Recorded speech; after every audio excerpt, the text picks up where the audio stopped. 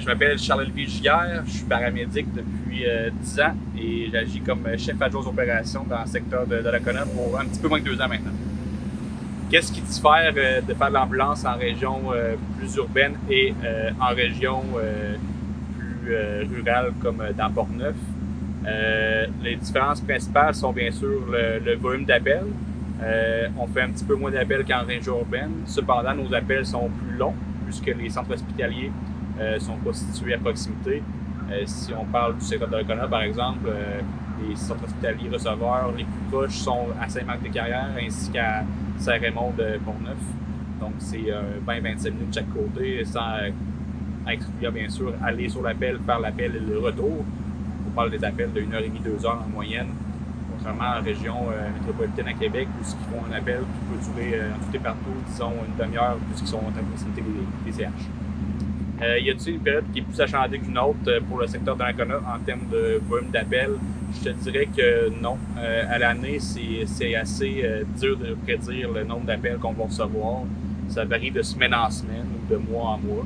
Donc, malheureusement, je vais dire non à cette réponse-là, puisque les appels d'urgence sont malheureusement imprévisibles pour ça. Je dirais que la clientèle gériatrique, là, nos personnes âgées, sont une clientèle qu'on va souvent être appelé à faire des interventions auprès d'eux. Que ce soit pour des chutes, parce que c'est des personnes que leur mobilité est réduite et qui ont moins de force que nous autres, qui sont plus sujets à faire des chutes ou quelconque maladie. Là, bien sûr, leur système immunitaire est moins fort, donc répond moins bien aux différents agents infectieux qu'il peut avoir. Sinon, il y a les accidents aussi. Je pense que c'est le deuxième qui sortirait le plus, les accidents de la route, qui ne sont pas toujours majeurs. Ça peut être une sortie de route avec un patient qui refuse notre transport finalement parce qu'il n'y a pas de blessure, ou ça peut être des accidents plus majeurs avec des traumatismes sévères. Chez Paraction, on a 3 véhicules là, qui ont leur horaire attitré. Il y en a 2 qui roulent de jour. Les horaires sont de 6h à 18h ainsi que de 8h à 20h.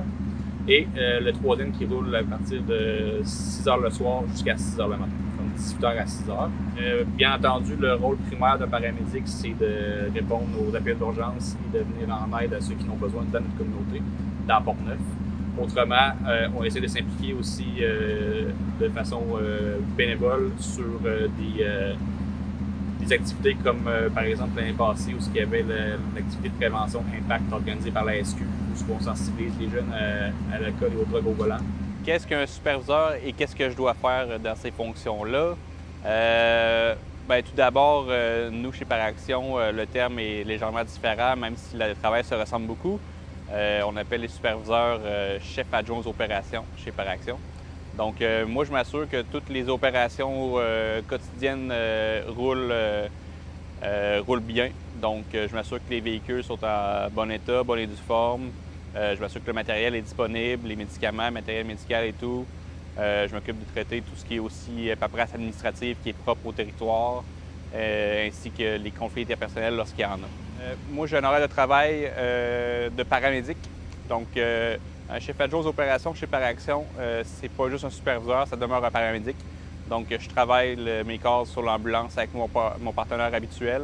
Et j'ai aussi des horaires où je vais faire que du bureau, que de la caserne, pour m'assurer justement que les opérations roulent bien. Nos horaires, nous, donc, comme paramédic, c'est du 3-2-2-3, des 12 heures. Donc, on parle de 3 jours de travail pour 2 jours de congé, 2 jours de travail pour 3 jours de congé. Travaillant dans Portneuf et spécialement dans le secteur de Donnacona, étant en bordure d'autoroute 40, dans des situations hivernales, il n'est pas rare qu'on doit intervenir sur des accidents de voiture lorsque la météo est moins adéquate. Dans des situations comme ça, on a des vêtements de protection individuelle comme celui-ci, des bunker suits qu'on appelle en anglais, que l'on doit porter sur les accidents afin de nous protéger contre les éclats de vitres, par exemple, qu'il pourrait avoir dans les véhicules pour qu'on puisse aller aux patients de façon sécuritaire, avec des gants et un casque pour éviter toute blessure. Portneuf est un grand terrain de jeu extérieur et aussi des pistes de skidoo. C'est pour ça que si on doit accompagner des policiers ou des pompiers sur des interventions qui nécessitent une extraction en skidoo, on doit porter un casque et des couvre-bottes appropriés pour ces événements-là.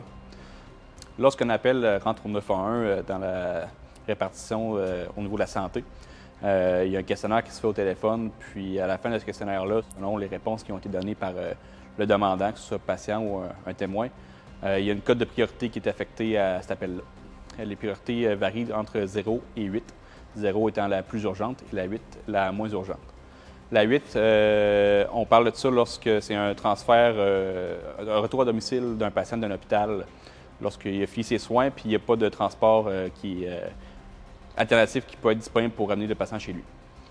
Priorité 7, ça se trouve être un appel de nature non urgente, où ce que la vie du patient n'est pas en danger, mais que ça mérite d'aller faire un petit tour pour s'assurer que tout est correct. Transfert de priorité 6, c'est souvent pour des rendez-vous, des patients qui ont des rendez-vous ou encore les avions ambulances lorsqu'il y a des transferts dans la région de Québec, par exemple, qui arrivent de notre région vers l'aéroport. Une ambulance peut être affectée en priorité 6. Les transferts de priorité 5, c'est pour interétablissement, donc d'un hôpital vers un autre pour un patient stable. Un appel de priorité 4, c'est lorsque l'état du patient peut se détériorer dans les heures qui suivent, mais ça ne demande pas une affectation immédiate selon les ressources qui sont disponibles au moment de l'appel. Un appel de priorité 3, c'est lorsque l'état de santé peut se détériorer assez rapidement. Donc, selon encore là les ressources qui sont disponibles, là, ça doit être affecté en général 30 minutes de la réception de l'appel jusqu'à ce que l'ambulance se rende chez le patient. Ensuite, la priorité 2, c'est un transfert interétablissement, donc d'un hôpital à un autre, mais d'un patient qui a une condition instable, donc qu'on peut craindre pour sa vie. La priorité 1, c'est un appel primaire, donc lorsqu'on va chez le patient, qu'il y a un paramètre qui nous laisse croire que sa vie pourrait être en danger immédiatement. Et la priorité 0, c'est lorsqu'il y a un haut risque d'ACR, donc d'arrêt cardio-respiratoire. Lorsque l'état du patient est inconnu aussi, ça peut être une priorité 0. Donc, lorsqu'on suspecte la mort ou une mort imminente, c'est une priorité 0. Donc, c'est la plus urgente qu'on doit être affecté immédiatement.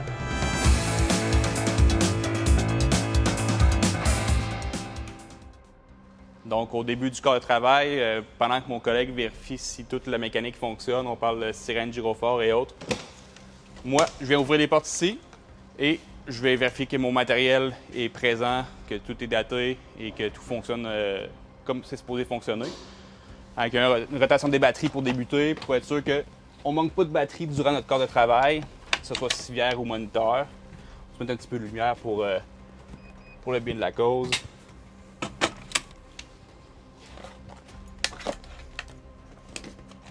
On va s'assurer que notre moniteur défibrillateur est capable d'envoyer des décharges avec le petit test de décharge, ici comme ça. Pendant ce temps-là, je vais remettre la batterie dans la civière.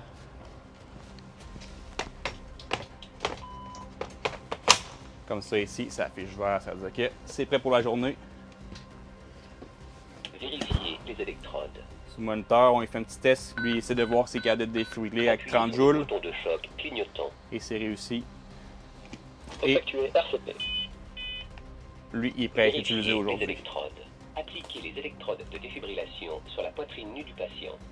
Maintenant, on fait aussi des ECG à d'autres dérivations durant la journée. Donc, on s'assure qu'on est capable de les envoyer au médecin à distance en connectant les cellulaires. Fait qu'on va laisser le temps de se connecter. Puis pendant ce temps-là, je vais changer la batterie du moniteur.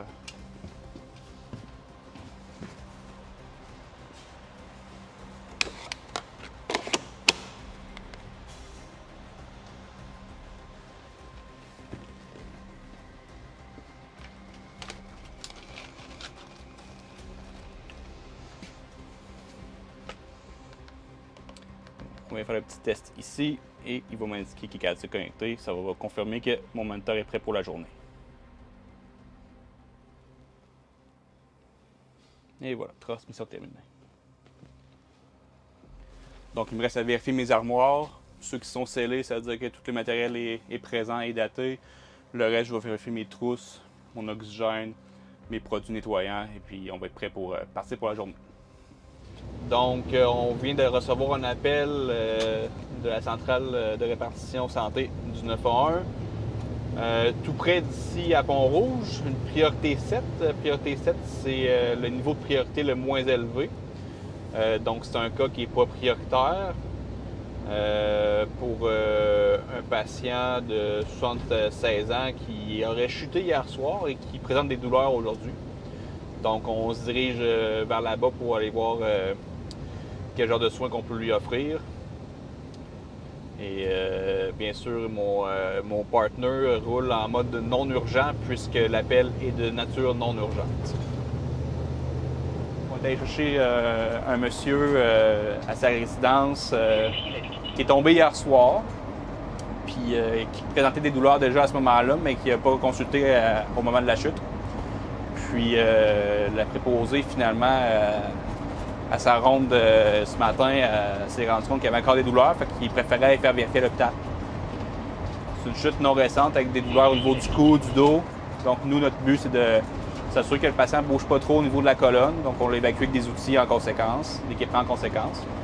On a des signes vitaux assez dans les normales, excepté j'ai vu une petite anomalie au niveau de son rythme cardiaque. Donc j'ai fait un ECG en dose dérivation pour vérifier.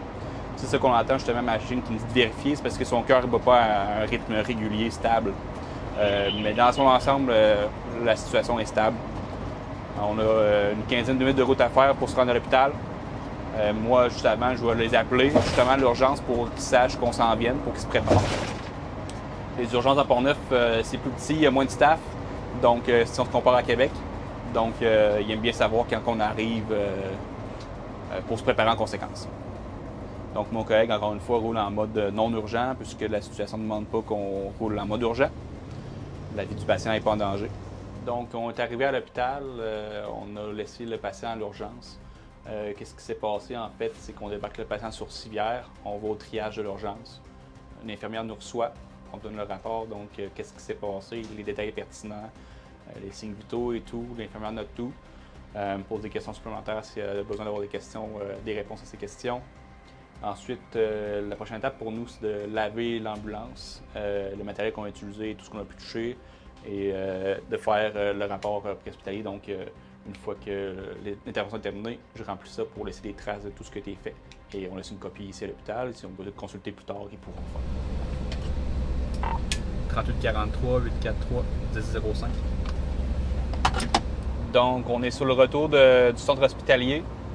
On est à nouveau pleinement disponible pour répondre aux appels d'urgence. Notre matériel a été replacé, nettoyé. On est prêt à faire d'autres appels. La centrale 911 a été avisée de notre statut présentement et nous ont renvoyé au point de service de Donnacona. Donc, eux, bien sûr, ils voient tous les appels dans le comté, le déplacement des camions. Donc, en fonction de couvrir le plus grande superficie de territoire avec les effectifs disponibles, c'est eux qui nous attribuent des points de service. Donc, cette fois-ci, c'est à Donnacona qu'on se dirige pour attendre les autres appels.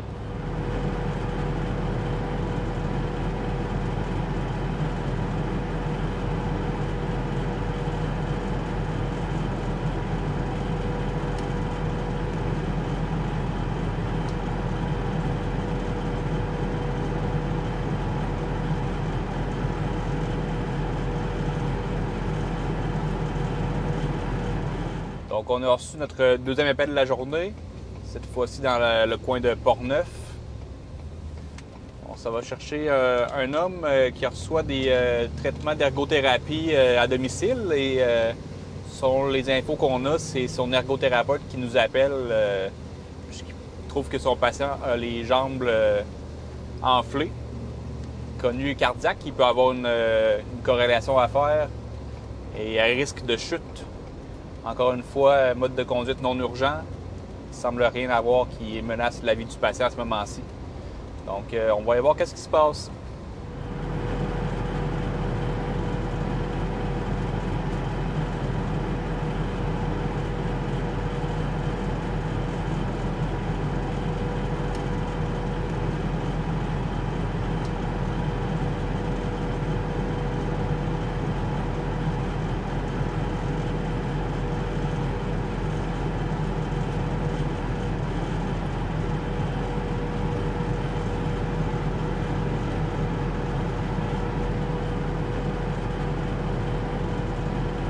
Donc, on vient de finir notre deuxième appel. On est à l'hôpital, on a laissé le patient aux soins à l'urgence. Comme je mentionnais, donc à chaque appel, on change de rôle. Donc cette fois-ci, c'est moi qui étais conducteur et mon collègue qui était préposé avec le patient à l'arrière. Donc c'est de mon rôle de nettoyer le matériel qu'on a utilisé et l'intérieur de la cabine pour que ce soit propre et prêt à l'utiliser pour le prochain patient. Donc avec les produits qu'on change chaque matin pour s'assurer de la fraîcheur et de l'efficacité, on asperge tout ça, on laisse agir, puis ensuite on fait juste rincer avec un petit linge sec pour le prochain appel.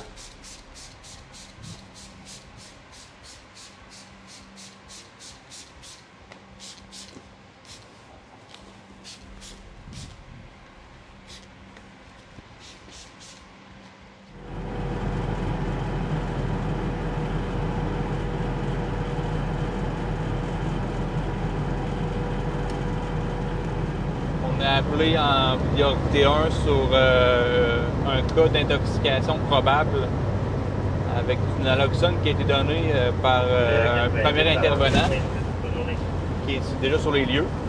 Donc on est bientôt rendu en conduite d'urgence. On va y voir qu'est-ce qui se passe, probablement donner des soins, des médicaments et de l'assistance ventilatoire au besoin. On va aller regarder ça.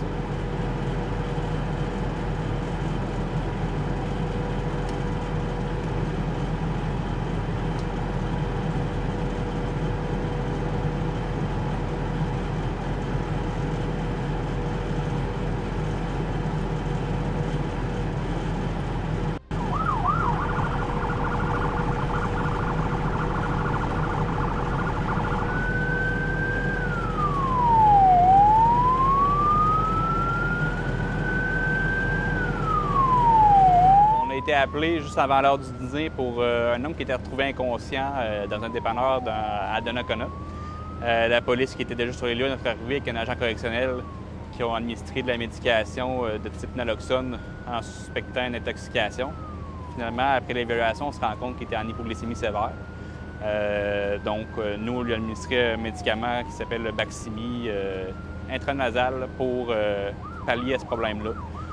Donc, le patient qui a commencé l'intervention complètement inconscient a repris ses esprits une fois rendu à l'hôpital avec des signes vitaux stables. Donc, l'intervention était rapide, fluide. C'est un bel exemple d'intervention d'urgence qui n'arrive pas régulièrement, mais quand il arrive, il faut être préparé et il faut que ça roule. C'est ça que ça a fait, puis on est bien content du résultat.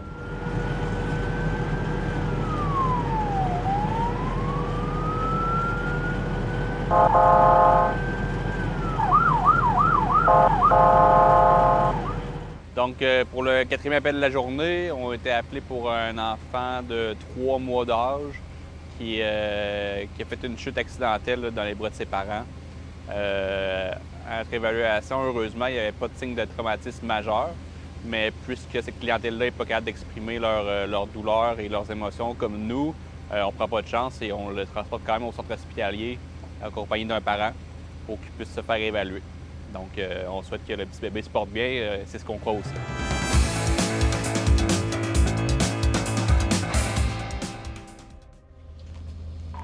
« 38-43 centrale.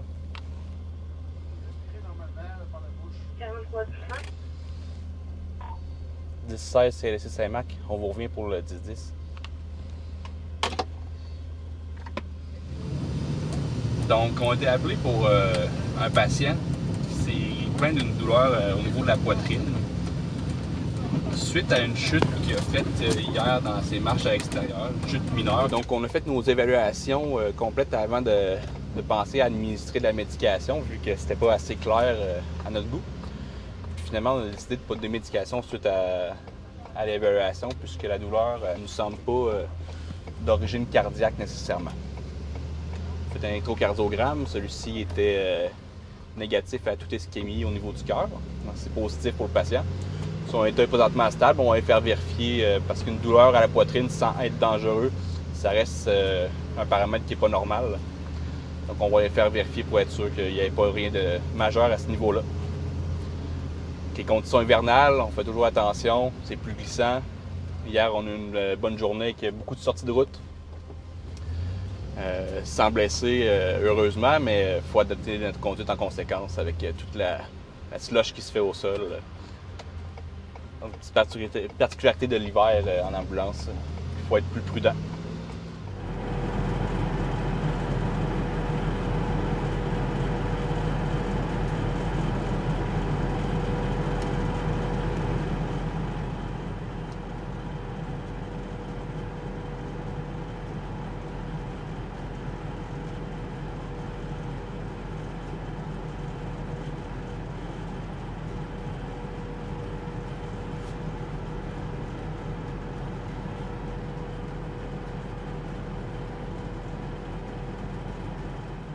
Donc, on était sur le retour de notre appel précédent.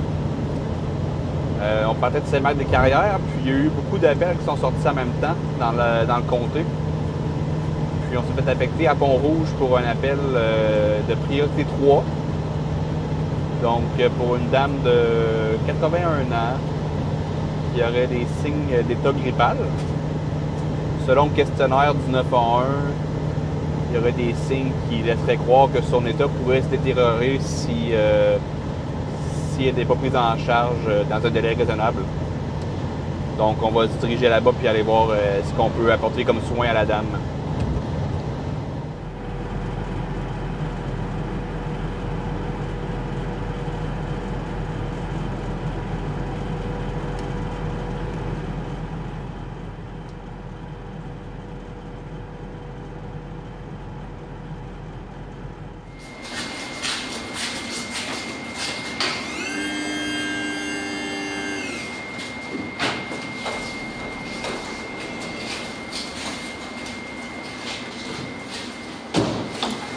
Donc, les informations qu'on a reçues par la centrale via notre tablette électronique à l'avant étaient assez précises. C'est une dame qui présentait des symptômes de grippe depuis quelques jours. Puis le fait que ça passait pas puis que ça nuisait à son état général, a décidé d'être consultée à l'urgence. C'est une dame qui n'avait pas besoin de traitement de notre part durant le transport, puisque ses signes vitaux étaient adéquats. Alors, on laisse les soins de l'urgence prendre le relais pour madame et lui donner des soins appropriés. Donc, on était en période de repas alors qu'on s'est fait affecter un appel. C'est les risques du métier. Des fois, on doit retarder nos activités comme ça. On est appelé pour une dame de 80 ans qui est au sol, qui a de la misère à se relever. A priori, il n'y aurait pas de blessure apparente, mais son état général fait en sorte qu'elle est trop faible pour se relever par elle-même. Donc, on va aller voir l'aide qu'on peut lui apporter. Donc, en arrivant sur les lieux du dernier appel, en passant le cadre de porte, on se fait informer qu'ils ont rappelé au 911 pour dire qu'ils n'ont plus besoin de nos services. On était déjà sur place, donc on a pris la peine quand même de regarder la situation avec la dame, qui a finalement juste glissé en bas de son lit. Il n'y a aucun mécanisme de blessure. Elle se porte très bien, puis elle a réussi à se lever par elle-même finalement avant qu'on arrive. Donc, on a fait signer un refus de transport avec nos papiers pour se dégager des responsabilités. Puis, on se remet disponible pour les prochains appels. Donc, pour le 4e appel de la journée, on est appelé à intervenir auprès d'une patiente de 65 ans qui aurait des troubles de vision soudains. Possible problème neurologique. C'est précisé en carte d'appel aussi qu'il y aurait des diarrhées. Donc, on va prendre les précautions nécessaires, puis on va aller voir quel genre de soins qu'on peut lui apporter.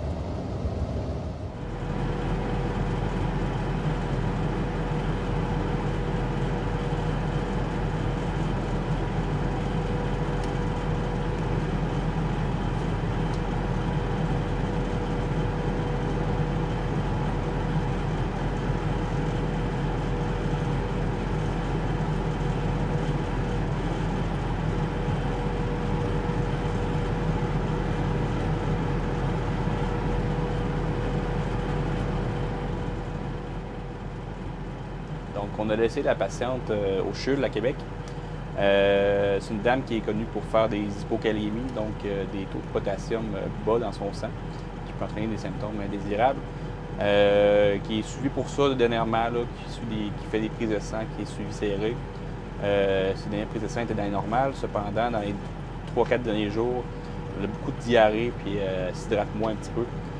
Donc, ça peut créer des débalancements, des petits épisodes d'étourdissement avec tout ça. Donc, on est transporté au CHUL pour faire vérifier. En transport, on a eu des chutes de pression importantes. Donc, on a changé de mode de conduite initialement qui était non urgent pour en mode urgent avec sirène gyrophare. Juste pour accélérer le transport afin qu'elle reçoive les soins rapidement. Donc, on en est là. On l'a laissé au CHUL aux soins du personnel soignant.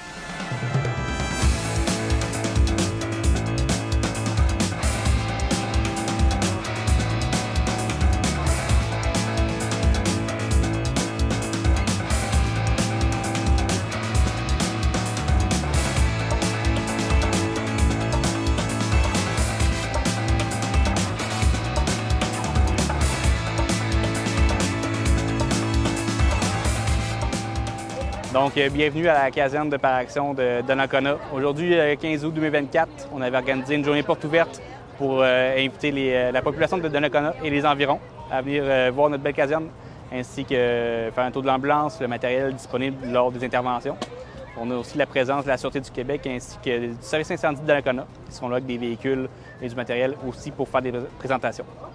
Les œuvres Jean Lafrance sont ici avec leur camion de cuisine de rue pour nourrir les invités, ainsi qu'Amusement Portneuf qui nous a prêté un jeu gonflable pour les enfants pour la journée. Donc, une très belle journée avec plein de sourires, puis du beau soleil, c'est ce qu'on voulait, c'est réussi. Assurément à remettre dans les prochaines années. J'aime particulièrement ça de travailler pour Paraction parce que ça nous permet pas juste de travailler ici à Donnacona, ça nous permet de travailler dans plusieurs secteurs. Moi, je vais beaucoup en Gaspésie ou sur la Côte-Nord faire de la prestation, fait que c'est le fun, on peut voir d'autres choses, d'autres environnements, fait que j'aime vraiment ça, oui. Moi, j'ai commencé pour Paraction en Côte-Nord et puis maintenant, je suis ici à Donnacona.